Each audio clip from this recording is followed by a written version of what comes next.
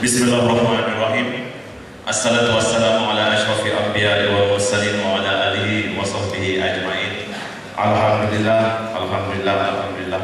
Alhamdulillahillazi la ilaha illallah wallahu akbar. Yang terhormat Presiden Datuk Seri Abdul Hadi Awang, yang terhormat Timbalan Presiden, Naib Presiden, Anggota Majlis Syura, pimpinan-pimpinan PAS dan sidang seminar sekalian. Assalamualaikum warahmatullahi wabarakatuh. Alifnya saya merakamkan ucapan terima kasih yang paling kepada para pimpinan Parti Islam se-Malaysia kerana mengundang saya ke muktamar ataupun seminar khas ini, sekaligus mungkin secara pribadi juga saya singgah di tempat yang membesarkan institusi PAS ini.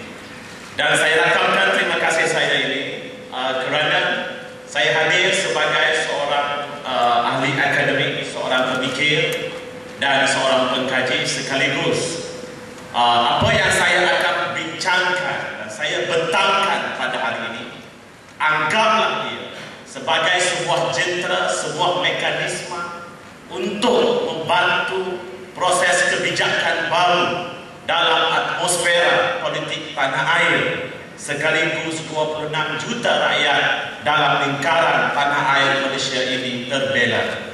Maka kata-kata saya pada hari ini, perbincangan saya pada hari ini tidak mewakili apa sahaja aliran ideologi ataupun persepsi-persepsi, tetapi datang dari seorang pemikir untuk memberitahu sudah tiba masanya di semua peringkat manusia, masyarakat yang ada di negara ini tanpa mengira dinasti dan juga destinasi politik mereka, ekonomi dan sosial mereka, haruslah melihat ketimbangan 26 juta rakyat di luar sana.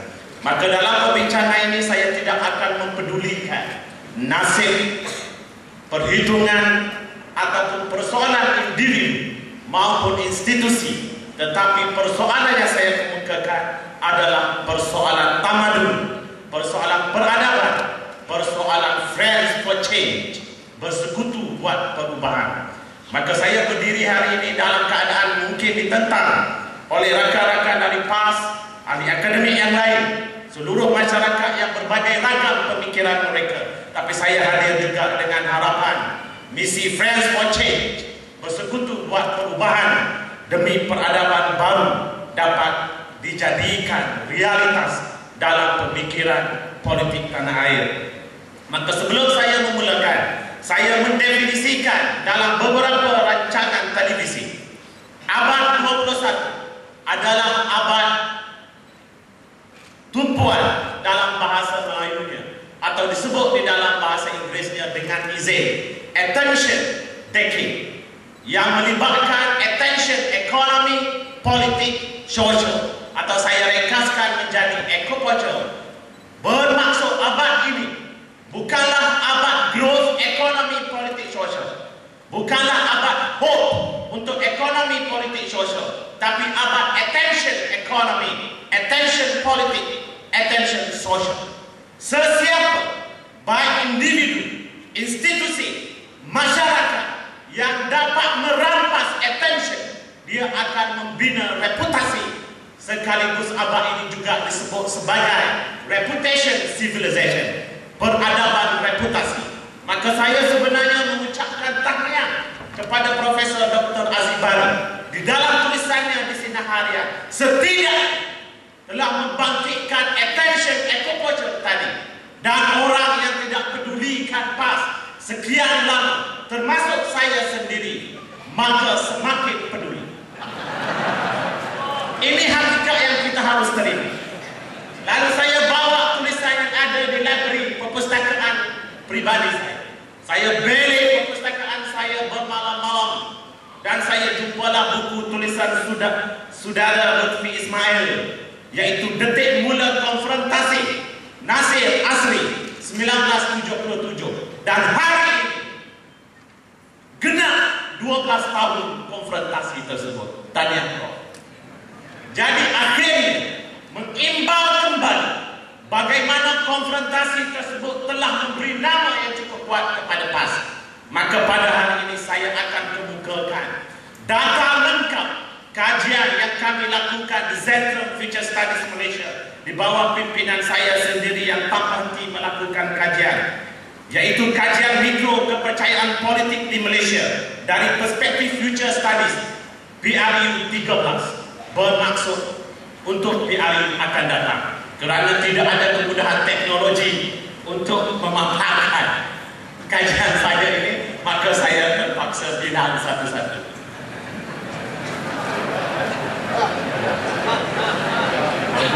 Dalam rumusan kajian saya bagi PRU 12, hampir tepat di mana kajian menunjukkan bahawa 7 negeri akan jatuh ke tangan pembangkang ketika itu. Antaranya ialah wilayah Persekutuan, Pulau Pinang, Kedah, Selangor, Negeri Sembilan, Pahang dan Kelantan kekal dalam kajian saya ketika itu, dan 5 akhirnya berjaya diperintah oleh kerajaan baru di negeri-negeri tersebut. Maka saya balik, walaupun sekarang tingkat 4, anggapkan dia masih 5. Sebab Prof Aziz masih menentang keputusan yang sedang terjadi, dan Menteri Besar Perak pun ada di sini. Kajian saya yang pertama, harap bertenang dan sabar mendengarnya jika terluka. Demografi mikro kepercayaan politik Parti PAS, pola kepercayaan terhadap Mushidul Ampas oleh 2,100 responden pemilih kaum muda 21 hingga 40 tahun bagi bakal pra-PRU 13 dari perspektif Future Studies menggunakan kaedah Delphi Survey. 21-30 berpandangan positif terhadap Mushidul Am 613 dan negatif 87 orang. Yang berusia 31 hingga 40, 511 positif terhadap Mushidul Am dan 189 negatif. Maksud saya negatif itu kami memberi 5 soalan sahaja. Soalan terakhir, adakah beliau patut letak jawatan? Soalan keempat, beliau dipengaruhi golongan liberal karena itu persepsi paling kuat.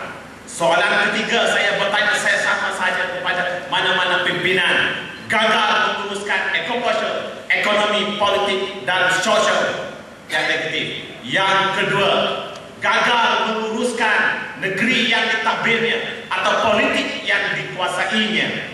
Dan soalan yang pertama ialah soalan paling penting, sudah tidak layak memimpin. Apa sahaja alasan? Maksudnya lah, suatu saya minta bertenang.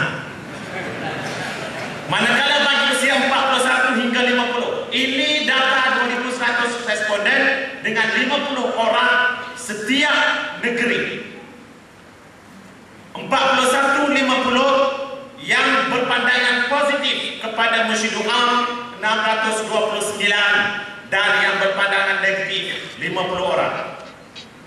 Bermaksud piramidnya adalah positif. Demografi mikro kepercayaan politik Parti PAS. Statistik kedua, pola kepercayaan terhadap Presiden PAS oleh 2,100 responden pemilih kaum muda 21 hingga 40 tahun bagi PRU 13 dari perspektif Future Studies menggunakan kaedah Delphi Survey yang sama. Kebetulan yang berhormat Presiden ada sini, saya menyatakan data dan saya tidak berniat apa-apa. Yang menyatakan positif berusia 21 hingga 30, 207. Yang menyatakan negatif 493. Yang menyatakan positif 31 hingga 40, 161.